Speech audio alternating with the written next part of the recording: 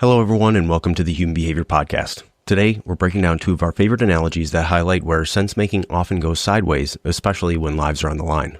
First up, the duck versus platypus problem. Just because something looks familiar doesn't mean it is. A platypus looks like a duck, swims like a duck, but it's got venomous spurs, and if you miss that detail, it could kill you. Next, we're talking headlights, specifically outrunning them. Whether you're driving too fast to see what's ahead of you or forgot to turn them on in the first place, the result's the same. You're blind and bad things are coming fast. We unpack two real-world cases that perfectly illustrate how these mental errors show up in the field and how easily confidence and routine can set the trap. This episode is about slowing down, paying attention, and recognizing when your brain is about to walk you into a mistake. Thank you so much for tuning in. We hope you enjoyed the episode.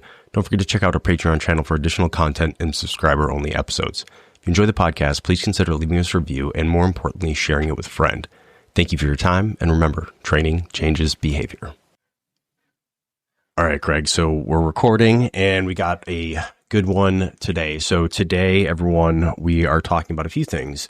We're talking about ducks and platypi, a platypus, headlights, and a whole bunch of other things. And let me just start off by explaining what I mean by this.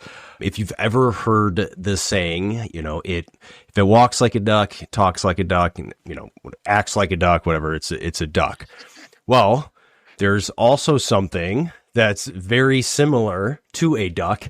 And if you're not familiar with this, you can go down the internet rabbit hole after this episode, but it's something called a platypus, which a lot of people don't even know when you talk about it, that it's a real actual animal. I think they've seen it in like a cartoon or something. They're like, wait, a platypus is real.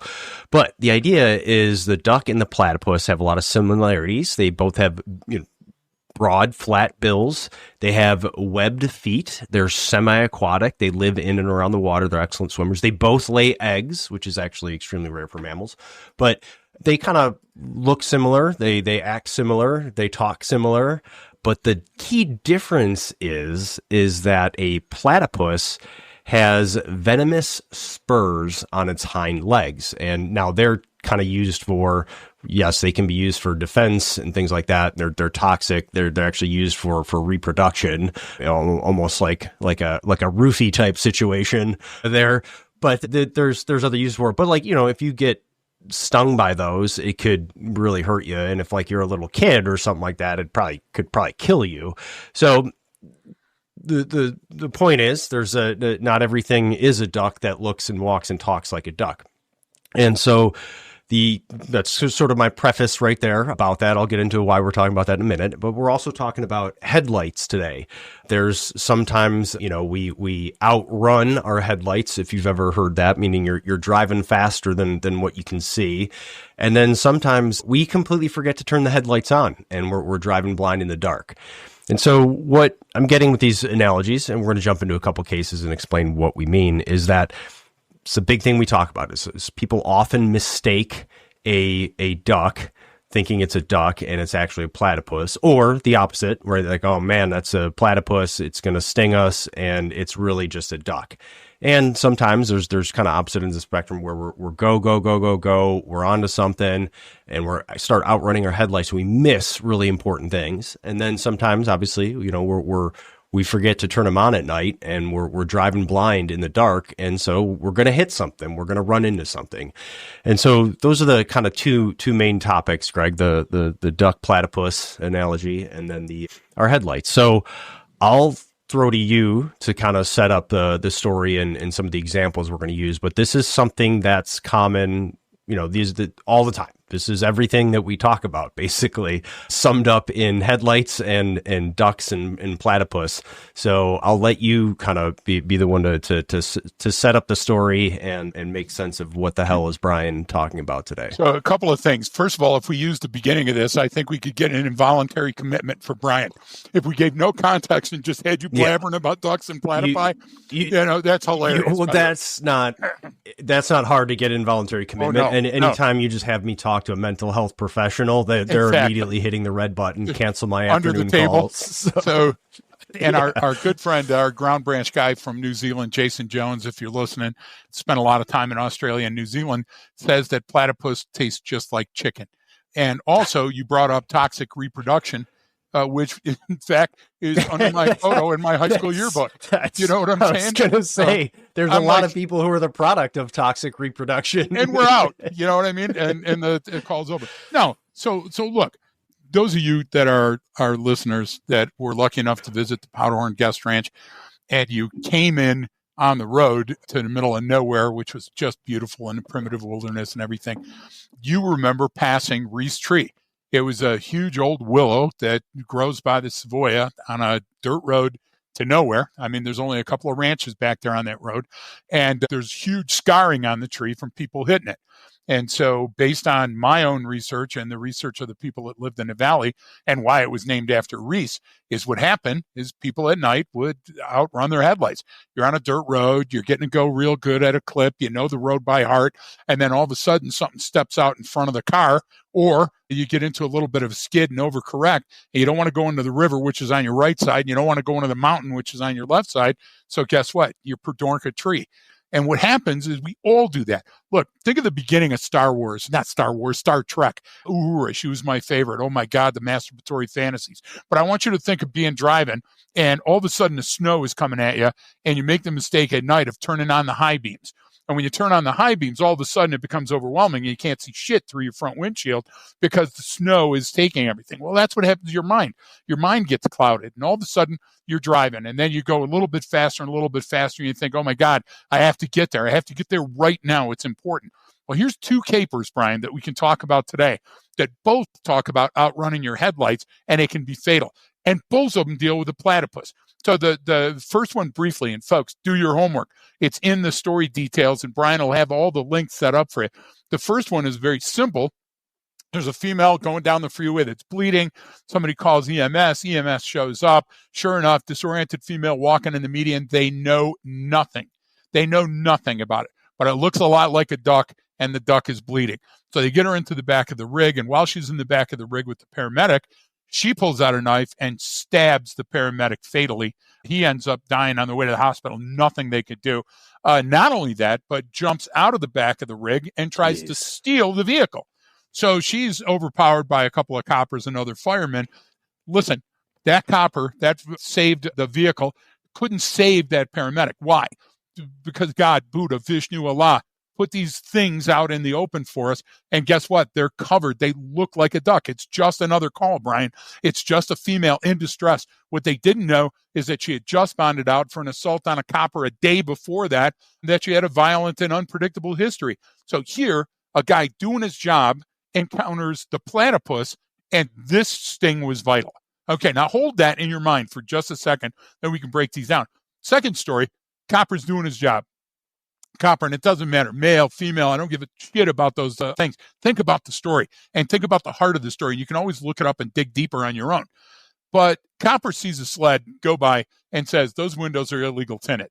That's great. That's great because Copper is interested and wants to look at their environment, and as being curious, picks this car out, and now it's a legitimate stop. It's a legal stop. On the stop goes, this guy's acting squirrely, and I'm getting the information through my senses, my 5 senses, that there might be drugs on board. Now, based on my experience, that means at this point I call 2 people. I call window tint guy to confirm the tint so I can write the ticket, and I call dog boy so dog boy can bring the dog by and see if the dog hits on it. Sure enough, dog hits on it. Long story short, do your homework. They captured a guy. He's got narcotic paraphernalia in the car. Further search determines that he's got 2 types of drugs on him. Then they get him back, and he makes some res gestae statements, and they get a search warrant based on his interview and interrogation. And you guys know what I'm talking about. That street interview, res gestae statements, go a little deeper. Now he's in custody. He's not free to leave. He makes statements that are protected. That's what the whole caper was about. And they execute a search warrant on his house. Brian, they get gun components, and they get more drugs, and they get all this other stuff. Great caper. But this guy started out looking like a platypus. And once they had him in custody, he looked like a duck. No further information needed, buddy. He's fine. Guess what they do when they get to the jail? They pat him down, and he's got meth and some other drugs with him, and he's got a loaded gun. Headlights in both. Pump your brakes once in a while, because if you're outrunning your headlights and it looks too much like a duck, you're going to relax too soon, and that could be fatal. In both instances, you had people doing their job, and they were doing it well, Brian. But what happened is now on this caper with the tinted windows, do you see how the entropy and the centripetal force and the third law of thermodynamics are starting to pull in the second and third on this one? And all of a sudden, what happens is you're going, fuck, we're hitting pardon my language, you're hitting a batting 1,000. And then what happens? Some guy up in the jail goes, hey, what about the bag of dope and the loaded gun? That could have been a fatal sting too. So simply put, and I apologize for the rant, we sometimes get into misadventure, and those misadventure can be fatal because we don't consider the entire picture of what we may be facing. Over. And these are two, kind of examples of one sort of outrunning the headlights, right? Yep. Or you already got a search warrant and searching his place, and this guy hasn't even been properly searched yet.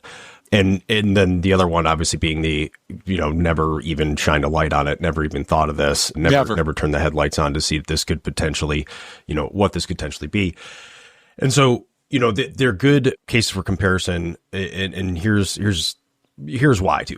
First of all, with the paramedic fireman shows up, like that's they're coming from this, and we've got plenty of folks that have reached out to us from different agencies. And shout out to the distinguished Savage Walt, who is I think 3 decades in EMS and is a first responder.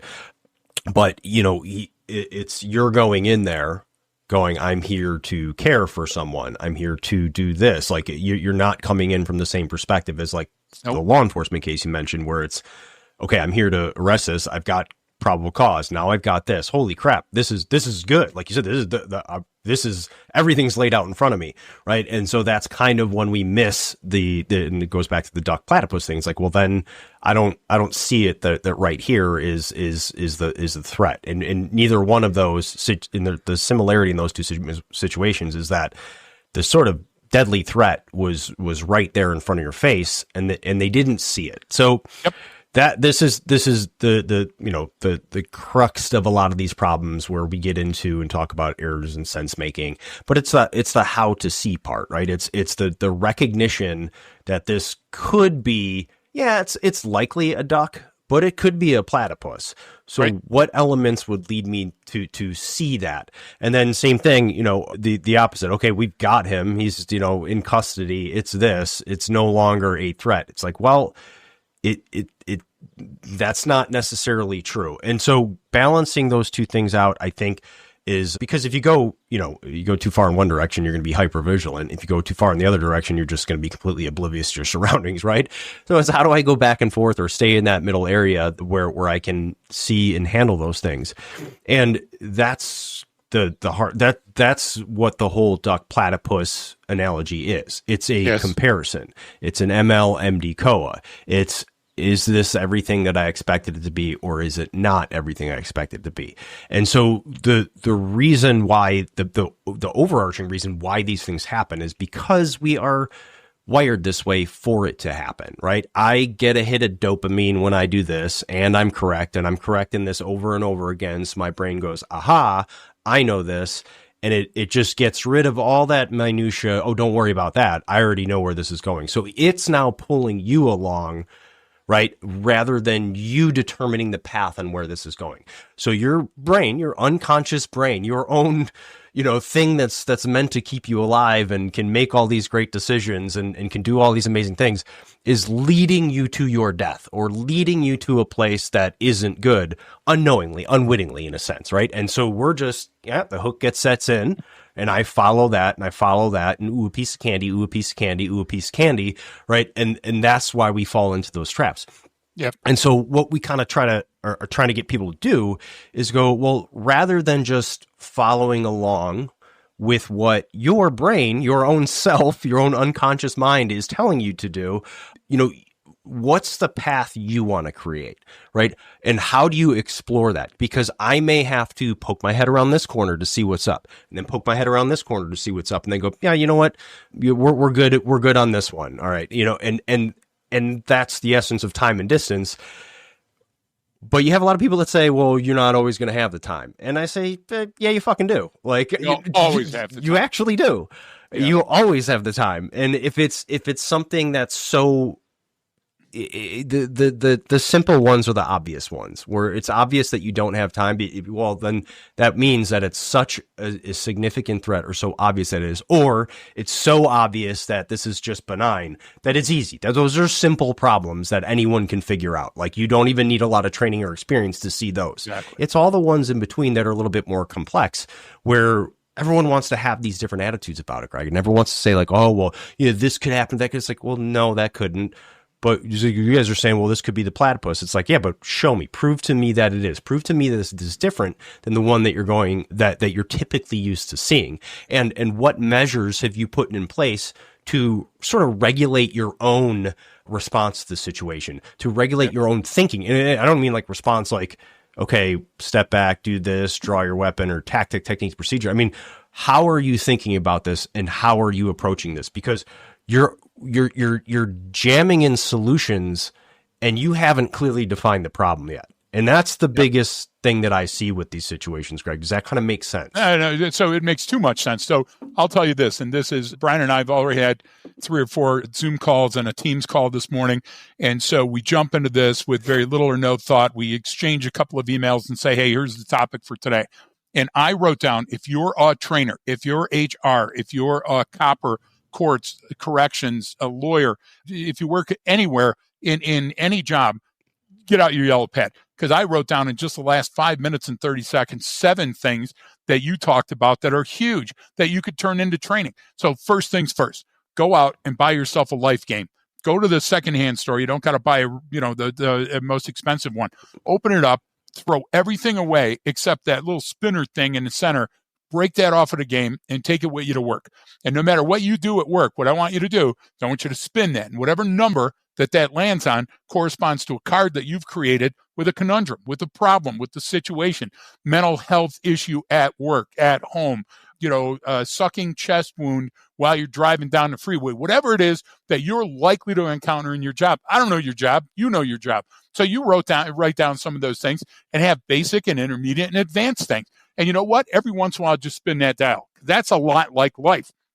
And if you have an answer to those things that are coming up and it's just theoretical, you got to work a little harder. Well, I bought Shelly a gun for Christmas, let's say. Well, you know what else I bought with her? I bought the proper holster, I bought some range time, and I bought a first aid kit for her and the person that she shoots. Okay, well, maybe that's the way I think. You get it? Because that's a plan, and plans work. And so if I do the life game, that offsets what I got to talk about. Look, probable cause never diminishes. We have boobs that are still out there in our industry, and I love some of them, but they're boobs because they're saying, well, you can't control time. Yeah, you can. If you don't go, you're controlling time. If you put it in reverse, you're controlling time. If you make a mistake and shoot first and kill an unarmed guy, you're controlling the time. So the idea is, do you want to control time, or do you want to have time control you?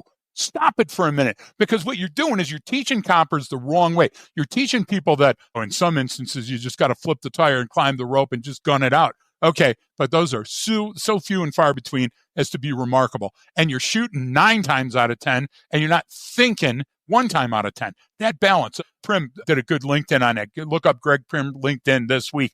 He did a great story on that, folks. So what does that lead us to? I'm in an ambush in Iraq, Brian, and the idea is that I think through the ambush and I write down some things because a person died in the ambush. And it was so stupid because we were teaching probably 600 feet away, maybe 1,000 feet away from where the ambush attack occurred. We heard the gunfire went out.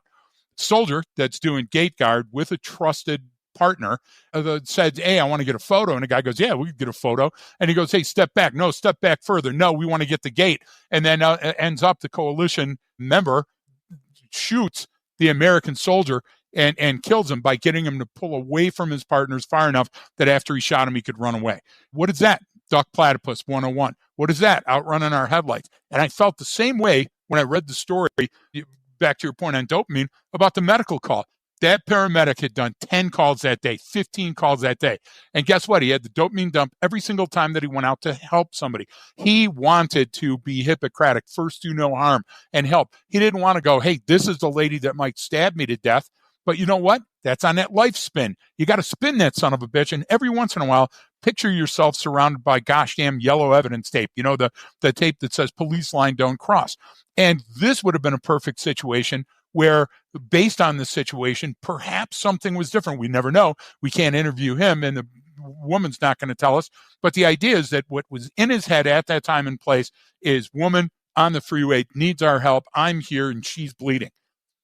We have to slow the clock down, Brian. We have to take a look at the situation and go, in this instance, if it's drugs or mental health, do I need to do a cursory search for offensive weapons before I begin? Should I have somebody else with me? And somebody right now is going, well, you would have never known that. If he worked on the fucking job for a day, he would have known that, heard that, saw it, or been trained in that. Now, am I blaming the death? Am I victim blaming this? No, I feel shitty that he died, and she should go to the electric chair of the firing squad. But the idea is, I can't turn back time and imagine how important it would have been if that person would have not outrun their headlights on that day. One thing could have changed everything, Brian. So let's go to that final gosh damn thing. When you talk about those guys getting safer the further they were in the police station, it's exactly what happened to their brain. We used to call that on the road the happy head. You know, the guy's in there, he's now booked in processing, who's going to die? Well, I'll tell you, the Warren Police Station in Warren, Michigan is named after somebody that's going to die when at the last second somebody goes Yahtzee and pulls a gun out of their crotch. The idea is that you and I have both been on these same incidents, and I don't want to give you PTS, but both of us have been at a fire alarm in a hotel where nobody did shit. Both of us have been in a fire alarm in a gosh damn university setting where nobody did shit. Nobody even got up to check. And I was at a fire alarm in an airport that you'll remember that I videotaped the entire, whatever you call it on a phone now, I guess it's not videotape. I taped the son of a, it's not taped. I recorded it. No, recorded. Whatever. Yeah, I don't know what the word is, right? I captured it. Okay. I captured a lot of things, but I captured that entire thing. And you saw everybody was saying, run for an exit. This is an actual fire. This is not a drill. And nobody even got up from the Starbucks. Nobody got up from their chair. So, Brian, we fail to consider these. Then we go to training, and sometimes training goes over. Oh, my God, do the body drag, throw the flashbang, do the shooting. What we're talking about is an exercise in psychology and sociology and in pathology of an incident, yeah? So we cover that in other episodes about, the more I'm exposed to something, the less likely I am to see it, and or the every time who even looks when a car alarm goes off anymore, you know what I mean? Because we hear that stuff, or there's sirens, like you said, but my biggest, here's what fascinates and interests me, Brian. We go third person here, right? Always, which is why, part of the reason why I'm in this line of work, in a sense. Yeah. The deepest thing that I am just so utterly fascinated by is how humans just completely arbitrarily attribute value to things. Yeah. And meaning like this example of this, because this plays right into training, how we respond and how things change, right? We do like a breakdown or an after action of an incident or a thing, and then we just randomly pick something in there that that we're familiar with, that we think we can control, and say, that's the problem. If only we had better optics on our weapons, if only we had better this, if we had that, or if we had this technology that could do this. Yep. And we're just so entrenched in that way of thinking, because but we do that with everything. Oh, you know what? I didn't wash my underwear and we won the big game. It's because I didn't wash my underwear again. I mean, that sounds stupid, but that's how I'm telling you, this is how everyone thinks. All of us, me, you, everyone, like, we just arbitrarily say, well, I think it's because of this. And then if we get enough people to agree with it, that's what we do. And it's like, wait, what, how did you arrive at this point that this is the thing we need to address? Because maybe there's 1,000 issues or contributing factors to a situation, and you chose these as, well, now we have to write this policy to do that. And it's like, well, hang on. Like, what were all the things that played into this, and why did this person get here? And then we come up with a new term for something, and then it's because of that. And it's like, what we're conflating issues, and we're not going to the underlying issues with all of these are these errors in sense making. I didn't see something that I was supposed to see. I didn't recognize this when I should have. I failed here, but these these are sort of cognitive problems. These are, these are principles that you can align and follow to solve for X in any situation. So we get so hyper focused on we get so focused on what's the best decision. It's like, well, fuck. It depends on what the context is. It's like, well, each one is different. So, but even though each one of these things are different, there's underlying things that occur in all of them, right? Exactly. It doesn't matter what it is. If it's a parent who misses their kid is suddenly changing behavior because it's slowly over time, like, you missed this and you should have seen this coming, but you didn't. So it's the school's fault, or it's the gun's fault, or it's like, no. Hang on. Like, I understand this is difficult. Maybe you don't know how to do it, but these are all the things that went into this problem. So How do we want to address that with a solution? That's going to get really complicated sometimes, like, especially if you're talking about like a policy or a law or something like that. That's going to get complex because that's the application of it. But just to determine what can and cannot be done, what's in your control and what's outside of your control, that's where to me, that's where you start. So and this is just back to what I first started this kind of part of the dialogue with is this is what fascinates and interests me so much. Yep, because that's why you did this. To me, there's so many things that people just attribute value to, and I'm like, that has fuck all nothing to do with anything, and you can't get them out. And these are smart, reasonable people, and we all do this. Like, I do that too and stuff. We all do this stuff. Oh, it must be because of that. Oh, it's because of this. It's like, well, how do you know that? Can you prove to me that, if you had known that, or if you had this different tool or tactic, it would have changed the outcome? Because it would. If you had that already, well, it would have changed your approach. So it would have been a different outcome, but maybe that outcome might be worse. Brian, if you brought that up in court, they would say cause for speculation, Your Honor. It would be an objection. So if you can't use it in court, then you can't use it in the realm of science. So I will make Brian's point, which he made very succinctly, but I'll make it by turning the Hoberman 3/4 of a turn and looking through the orange side. So, if you're a longtime listener, if you're first time and did any research whatsoever, that Brian and I used to take the time to break down videos. And we haven't done one in a long time. And we do it in class still. But the difference is between us and everybody else out there that breaks down a video, they're all going to tell you what everybody did wrong and suggest tactics and training. Okay. What we do is we don't give a shit about what happened at X on the bubble. We say, look at all these pre-event indications that went on that were missed, and look at how that could have informed what happens later. So we don't show the stabbing or the shooting or the crash or anything, because we don't care, frankly, about that. There's somebody out there making money selling you shit to fix that. But what we do is we take the tape and we break down. Like every day on LinkedIn, I'm inundated, and I probably get, I would say reasonably 5 or 6 requests where somebody says, hey, have you taken a look at this video? What do you think? And I won't even answer them anymore, because what I see is frippery. I see somebody going, well, when this agent steps up here, or when the cop moves this way to the left, notice the shadow on the back of that's all horse shit. That's all speculation. You don't know. You weren't there. You don't have the eyeball witness.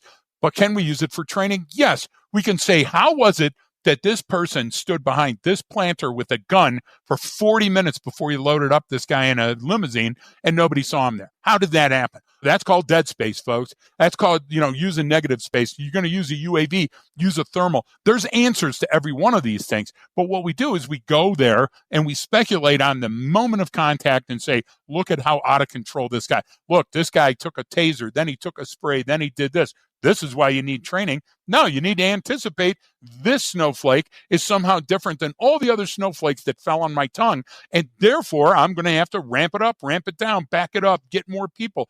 The idea is the gift of time and distance means outthinking a cunning opponent. And if you don't, then you're going to be, look, if you're within arm's reach, I got sued by the White Aryan Resistance because I had a program called Within Arm's Reach, Go to War. And it was for kids and females back in the day in Detroit. And the idea, and think, so the Klan won that one, Brian. But think about this. The idea was that if I can touch you, I can kill you.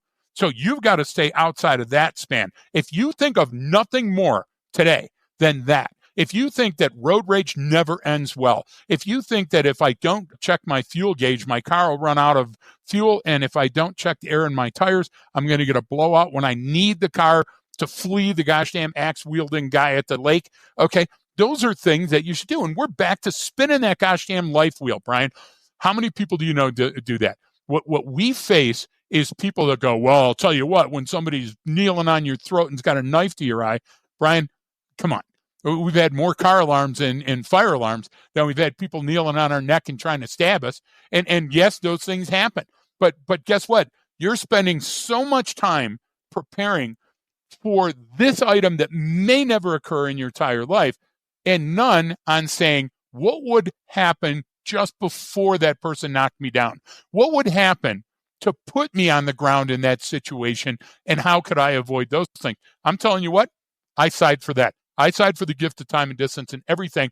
Is there going to be the one day you step on your porch and get hit by an asteroid? Yeah. But you know what? There's some things out of our control. But time and distance aren't out of our control. Cover is not out of our control. Let me kind of give you an example of how I think where the errors occur in a sense, right?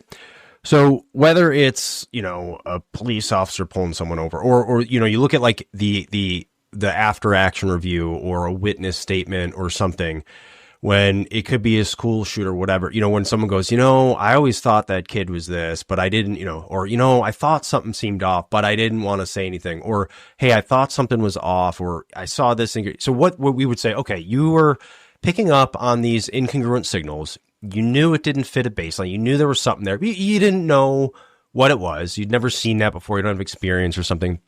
But I think people don't spend enough time in that space of not knowing. What I noticed too is like I'm very comfortable not having all the information, not knowing. Like you sort of have to be uncomfortable going, fuck, I don't know. We got to the point where I don't know. And what I mean is it allows you to continue to gather information and hypothesis test. Okay, there's something off here, clearly, right? Is there something we got this, whether it's a traffic stop or whatever. Okay, but and this is what I mean by just following along with your brain. That unconscious brain it wants the answer.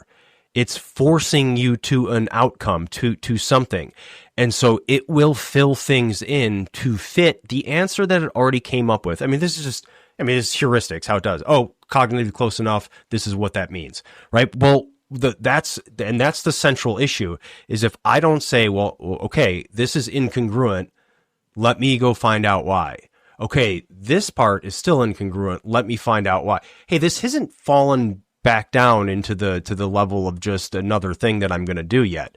I'm still continuing to get these incongruent signals. And then over time, as those continue to escalate and build, whether or not they escalate, you just continue to see them. It's like this is the thing that is going to be bad. Like otherwise it would have fallen back down. Something you're because you have a lot of great just intuitive decision-making skills. You have a lot of experience as a human. So when you got that gut instinct, always people go like, okay, well, yeah, we wouldn't be alive. Right. So it's like, so you're telling, because I've had it where someone's like, well, so you're telling me, look, I know what this is. I trust my gut. It's like, yes. You should always trust your gut, but you can't be sure of what the answer is. You can't be sure of the solution. You can be absolutely sure that you are seeing something that's incongruent and it doesn't make sense, and you might not be able to find out. You might not know why. So that's my point is like, well, stay there then. Figure out, well, why is this an incongruent signal? Why do I feel this way? What is it about the situation? And that goes back to us going, well, what's typical? All right, so your brain says, I know this is typical. I got a gut feeling that this isn't typical because it knows it has a comparison that it's using. So it's going, okay, well, continue. If you don't know the incongruent part, then stick with what's typical. What should you expect to see? If everything is normal and this is going to be a routine thing and nothing is going to happen that's out of the ordinary, what else would you expect to see? And then you can compare your future observations to get it. And then we call that just updating the baseline of what that is. But that mental process is not, it's not calorie intensive. Like you know what I'm saying? Especially when you practice it but I mean, it doesn't take much because you often either, it's great to know a lot, but it's also the next best step is knowing what you don't know is a huge step forward. So go ahead. No. Listen, preaching to the choir on this one, Brian, but I don't know. Everybody at home, I don't know. I'm asking Brian, rhetorically, of course, isn't that an aspect of being uncomfortable? See, so when we talk about, comfortable being uncomfortable, that's a good point. The idea is that I don't feel comfortable because I'm reading something incongruent in my baseline. And so Brian used the term typical. Well, what's the antithesis of typical? Well, it's anomalous. It's something that sticks above or below the baseline or a bolo. And your brain will make order out of chaos with or without you. Which would you rather it be? Think of that for just a second. So let's talk Hangover Psych 101 because it's the timeline that Brian's talking about. And many of you, if you're still listening, are probably drinking once in a while. So you get really shit-faced and you shouldn't have. And so all of a sudden you got to be at the big business meeting or the kid's soccer game or whatever else, your divorce proceedings. Sorry, Brian. Whatever else it's going to be. And then you've drank too much. And so you're drunk still when you wake up and you go, okay, this hangover is so bad, it's going to be with me all day. And I know that I'm going to vomit because my body can't process all of this, metabolize all of this alcohol. I'm just not sure when it's going to be. So then you got to do the hard math. Should I get up and do it right now so I get it out of the way? Or should I mope around all day long? Or should I take a homeopathic cure? Or should I? That's what we're doing in police work. That's what we're doing in HR. We're going, look, this is going to be a shitty outcome. And we all know it's going to be a shitty outcome. But how can we push it further down the line? And my thing is, don't rip the Band-Aid off fast. The idea is that if you get used to rehearsing and practicing and hypothesizing, I loved your term hypothesis testing again, what might happen in situations, then you'll simply come up to gating mechanisms. Most likely course of action, that person standing next to my car is just in the shade of my car and smoking or vaping. Or that person could be a violent, dangerous felon that's going to do a carjacking. What would I need to see to confirm my suspicion? By adding a few seconds from a position of cover and just maintaining your observation, then you're going to know that. And you're saying, yeah, but I'm a cop. I got to hurry to the scene. That's why we got the red and blues.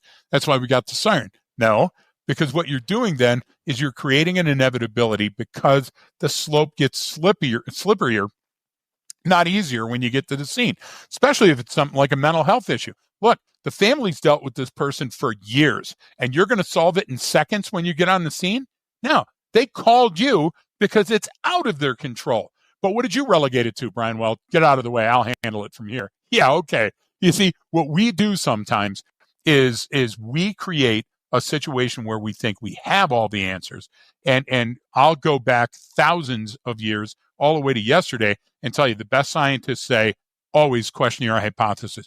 Always come into the room saying that I'm the dumbest person here and I don't know. You'll learn more and you won't make those catastrophic errors. And here, Brian, when we talk about law enforcement, we're talking about a catastrophic error can kill you or me or a bus full of kids on their way to the museum. And that's unacceptable. Yeah. And, sorry, we got Bailey just joined me in the studio here. She's going to curl up in the corner there in her spot. That's great. The dog here. That's why I got the door open because John's is like, it's been too long. Yeah. So, well, speaking of being the dumbest person in the room, let me speak from that perspective. No, this is we're constantly being thrust into situations that are already in progress, and that's not necessarily a police call. I mean, that's like I walk into my daughter's room and she's doing something. Okay, there's something going on here, and I'm the new thing that is entering the scene. So I'm going to have an effect on that. And if I don't have whether you want to be or not, yes. Yeah, it doesn't matter. It doesn't matter what the situation is. Everything interacts with each other. You change the outcome. You bump into something. A little bit of you stays on that. A little bit of that stays on you. Right. This is basic physics. Right. So if I walk in and What did you I'm call sorry. it? Hostile reproduction. No, toxic. That's the one I got to go. Reproduction. I Toxic. think that's great. I think we call that one great. That's sexual assault. Yeah. So toxic is when it's consensual and still not a good thing. Not a good thing for either party. But back to what I was saying. So if I look at everything as an interaction, yes, and how I'm interacting with this event that is in motion or a person that's in motion, like it kind of helps me see, well, if that thing is in motion, it came from somewhere and it's going somewhere. So how did my interaction with this either change the outcome, change the direction of where it's going? I can't change where it came from, right? But getting an understanding to know whether if I'm, crossing a street and there's cars coming, right? Is that vehicle coming at, 20 miles an hour and I've got time to cross the street, or is it coming at 75 and it's going to plow into me because it's going too fast, right? That's how it is. I can look at that and make a fair assessment or a judgment just based on my knowledge and experience and say, okay, this likely came from somewhere.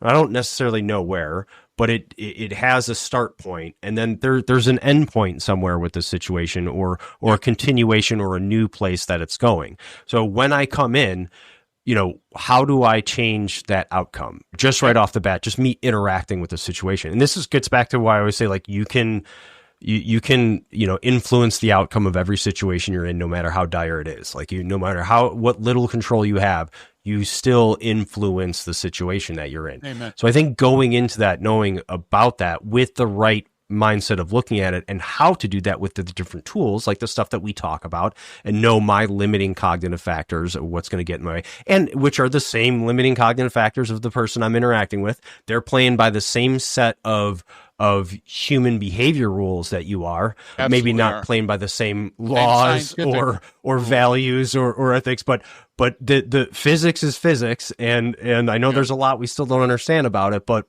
there's rules that we do understand, right? And there's human behavior, and there's still a lot we don't understand about it. But there are rules, especially the more defined that context and situation is, the easier it is to determine likely outcomes and what's going to happen. So you don't have to go in with, well, anything could happen, or we don't have the time. Listen to what you just said, and everybody that's out there, write that down. The more extreme the circumstances, the easier it is to come to the outcome, because it becomes inevitable or binary. Okay, it decides for you rather than you having to worry about those things. And that can. So, may I depose you for a minute, because you brought up a couple of great points there, and I think people at home might not have caught up at your speed. So, Brian, since we've worked together, do you know of, have you read about, or have I sent you articles on different people, paramedics, being killed by the person they were treating? Yes.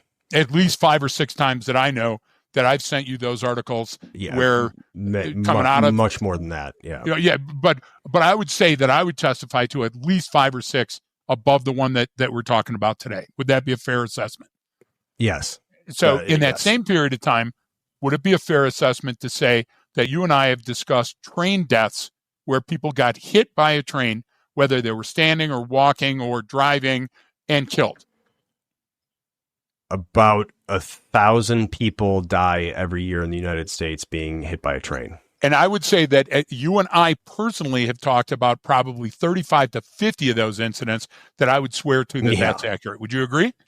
Okay. Yes. So let's use the train example for just a second. Trains run on a track, and trains create turbulence and rely on friction. If you're not thinking and you look, you can underestimate a train and it immediately becomes a duck. And I got plenty of time to get across this chariot wheel track, the width of the chariot wheels, or where we get the distance between the two rails on the train. That's for the thinkers in the group. I can get across that 4 feet in no time at all. And guess what happens, Brian? You're hooked. You're roped, because it was a platypus the entire time leading with its spurs, and you're going to get hooked and you're going to get bit. And it's like a scorpion. Not all of them will kill you, but one of them will. It's like a snake. Not all of them will kill you, but one of them will. And guess what? When your luck runs out, then you're in the effing trick bag, right back to spinning that life wheel. So if we use that train, which is always full of turbulence and friction, even when it's on a good heading, even when it's doing a good thing, then that's got to slow your roll when you're taking a look and go, look, I don't want to outrun my headlights. So let me pump the brake once in a while to make sure I know what's going on here. I remember being on a shooting at the side of a freeway. Am I lying? And a person looks at me and comes up and goes, what can I do? And I said, hey, do you understand that this is a cop? It is a fatal shooting and the suspect is down? Because the young person didn't. They didn't understand the gravity of the situation, Brian. So therefore they were ready to run in, but they weren't sure, and the house was already on fire. You get where I'm going? So with your train analogy, literally just the other day. So I'm driving the Insurgent to school in the morning, and we're behind a school bus, right? And it comes to the complete stop right before the train tracks, and opens the they open the door, and the Insurgent, she'd never seen that happen before like that. Like, and she's like, why is that? What's going on? Because she's observant. She's like, what is the bus driver going to take off? Are they kicking someone off the bus or something? Like, what's going on here? That's hilarious. Right. And I was like, no. And I'm like, no. I go, do you know a lot of people get hit by trains and stuff? She's like, oh yeah. I was like, no, we were just having this conversation this week. I was like 1,000 people in the United States get hit by a train. And she's like, okay, well, yeah. I go, yeah, but I go, think about it. The train is on a track. You know where it's going. And she's like, oh yeah, that's weird. How does that even happen? And I go, well, it does. But I go, so every school bus that is required by law, when they come to train tracks, they have to stop, come to a full, complete stop. The driver has to open the door. He has to look down the tracks and look the other way to ensure. And she's like, well, that seems like a lot. And I was like, yes. And as long as they do that every single time, they will never get hit by that train. And she's like, wow, I had no idea. And so your train analogy is perfect, because she got it right away. Because I'm like, well, think about that. That's different than a car accident. She's like, well, why? I was like, well, car accident, cars can hit each other. I go, a train is on the track. And I just saw this smile and the light bulb go on. And like, yep. And she almost went like, how could you possibly get hit by a train when it's on? It's on the. She immediately got it. Was like, that's how so dumb would wonderful. you have to be? And I was like, Harvey, it's not about being dumb. I go, certain things happen, and they're just, Listen, science can be tricky. So, Brian, you remember growing up as a kid, before stepping off the curb, the safety patrol would tell you stop, look, listen. Okay. The idea was you also had to look both ways, remember? And you also want to do it more than one time. It's like leadoff hitter at an intersection. When the light goes green, you don't hit the gas. You look around because that one person on the phone is still coming. They didn't notice the light turned red. If everybody listening to the sound of my voice, if we agree that stop, look, listen is a good thing, and that stopping before a railroad track and looking both ways, then why do we fight the urge to run straight to the scene, with gay abandon, and not even think about the situation that's going to be facing us, thinking that the faster we get there, the better it's going to be for us? No, you have to look, turbidity and turbulence and friction are in every meeting. And sometimes it can turn to good things, a home run off your bat. But sometimes it can turn to bad things, your skull getting crushed by a bat. You got to consider that when you're doing your training. So any instructor that's out there going, oh, they oversimplify, one, kiss my ass, the fattest part. And two, take a look at what we're talking about. We're talking about from the beginning of the first time you think about becoming a cop or HR or a teacher or any of those other stuff, you better be training, just like Brian is with the Insurgent, you better be training people to outthink a cunning opponent. Here, the cunning opponent is a giant lumbering train that's moving so slow, but it still fools 1,000 people a year. Think about that. Take a minute and think about that. There's your on-duty roll call for tomorrow, Brian. Yeah. So this is to the duck, platypus, and headlight example that's one. I mean, how many times you said, hey, when someone's like, "Whoa, what do you guys do?" and you go, "Oh, we're selling flashlights, right? We're looking around in the box of good ideas that we're not thinking outside the box. We're selling a flashlight for people to look around inside that box. There's a lot of good ideas in there." And then the duck platypus is just that sort of memory emotion link. It's a way for me to recall or understand, like, hey, is it a duck or is it a platypus, and how can I prove it? And these aren't simple things. We talk about. If there were, people wouldn't die. Manner. Yeah, exactly. Well, yeah, and the duck platypus one is you could go on and give all kinds of different you use it for a number of different reasons. They're actually a duck and a platypus is a great example, Greg, of something called convergent evolution. That's where unrelated species evolve similar traits due to environmental pressures. So if now who's biology, the smartest guy and the dumbest guy in the room? But it goes back to if biology and Darwin, said that this is how things evolve, and you know what? Sometimes some unrelated species are going to evolve similar traits due to the environmental pressures, due to the situation that you're in over time, right? It's just it's another way to look at it. But the balance there is always. Is this what it seems to be? Is it not what it seems to be? Did I miss something? And that sort of questioning, I think some people kind of overdo it, right? Those are the overthinkers, the people who can't make a decision, who are trying to come up with too much. And I think what adds to that is that idea of, well, you don't have enough time, or you don't have all the information, or you got to have this, or it's we got to do something now, and you rarely ever do, and when you do, it's obvious. And I see that stuff out there. I saw someone literally wrote an article saying, well, sometimes you just don't have the time, and it's like, well, yeah. If that's the way you think, if that's the way you look at things, then you're right. You are going to fulfill that prophecy. Exactly. And that leads to missing things that are all of those prevent indicators. And that type of thinking leads to binary decision making. Well, it's him or me. It's like, oh, okay. Well, there's a few options in between there, but you're going right to that. Okay. So that's what forces that. And you're just following your brain along that track. You're following that unconscious roadmap when you can make your own roadmap. And maybe it's not going to work out exactly the route you want it to be, right? Because it's going to change, and I'm going to update my hypothesis over time, and I'm going to update based on, there's new traffic conditions, I'm going to take this route instead.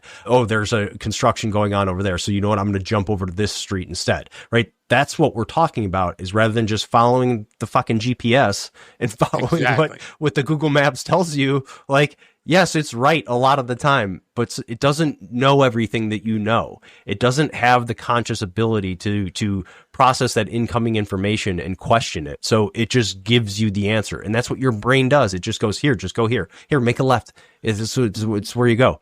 And the time and distance factor is where that gets, I don't know, it changes the calculus a little bit, if that makes sense. I think that coppers, if you're our copper on the call, and especially if you're a boss, think about the way NTSB conducts investigations and look back, and you'll see that there's trends. And if you follow the trends, you'll follow the danger signs. So what we're talking about, prevent indications that would show a reasonable person that shit's about to go sideways. The other thing is to take a page from Scott Mann's great book about No One's Coming to Save You. Lieutenant Colonel Scott Mann, dear friend, great guy. I haven't seen you since Lewis McCord. But I would ask Brian, what was the name of the pilot on the Hudson? What was that guy's name in a church down in Texas? Okay. Yeah. We keep thinking, Brian, because we're humans, we keep thinking that's all we got to do is have that guy there or be that guy. What I'll do is I'll raise my stakes to be at the level of that. No one's coming to save you. You're all you got. So you got to outthink that cunning enemy. And to do that, Brian, you got to give yourself that gift of time and distance, buddy. Yeah. And the NTSB one is a great one, because they go through everything, they see how it happened, what were the contributing factors, and look at all the data, and then they go, and even when it comes down to, it was pilot error, they don't just go, okay, it was pilot error. They go, okay, well, what error did they make and why? Exactly. And then they find out, like, you know what, exactly. or it was, hey, that pilot actually was making the right choice, but he was making it based on incomplete information because of this other thing that occurred. Yep. So to them, it was the right decision. However, if they had known this thing, or if they had seen that, or if they had heard this radio transmission, they wouldn't have done that. But there was a hot mic at that time. And so, this is how things are. Everything. Yeah. Yeah. I totally agree. Okay. Well, that's a whole episode. We should bring Sean on for that one. So I only got. I know you want to round the wagons. I only got one more shout out if I can throw it on this episode before people You start can. turning out. Shout out to Force Science, Bill Lewinsky, Dr. Bill stepped aside, and Brian Baxter from Texas is the new CEO. Brian Marin and I both know Brian Baxter from his body of work. We both commented on his LinkedIn post before. Seems like a great level-headed, experienced vet and former copper. So congratulations to Baxter. Good thinking for Bill to step aside and do other things. And it looks to me like, we've had a long relationship with Force Science, love-hate relationship maybe sometimes, but this is a great thing for them. So congratulations, heartfelt congratulations to Brian Baxter. Oh yeah, I'm sure he'll appreciate that. Yeah, like they look. Yeah, we. I'm sorry. I listen to us, Brian, and I listen to them, but I doubt they spend a lot of time listening to us. Well, I don't know about that, but so we talked about a lot here, and the duck platypus. Is it a duck? Is it a platypus? And prove it. And then the headlights, man, are they on? Am I outrunning them? These are just simple ways to look at it. Yeah. I love that. That's why we use those simple analogies, or I guess it would be a metaphor. Well, no, it'd be an analogy. A simile. Those mixed up sometimes. I just make it up. Well, and I don't it's know. Not a simile. It's not a simile. We all know Isn't that another name for a monkey? Well, so, all right. Well, don't start. Thanks there. everyone for tuning in. Don't forget that we do have more stuff on the Patreon site, and thank you. Shout out to our Patreon subscribers. Toxic stuff. You can always reach out to us. Maybe we should do an episode on toxic reproduction. We do that on Patreon. Can we coin that term? Flooded. Oh yeah. Yeah, that would be a good one. But yeah, always reach out to us and give us some anything you want us to cover or talk about, or some questions. We're more than happy to answer them. Of course, our Patreon subscribers, we answer you right away. If you're reaching out as a fan, it might take me a little bit to get back to you, depending on the workload during that week. But yeah, I will answer it. So workload. That's the weekend load, Greg. The drinking is the let's not start talking about load. So, well, we appreciate everyone for tuning in. Thanks so much. And don't forget that training changes behavior.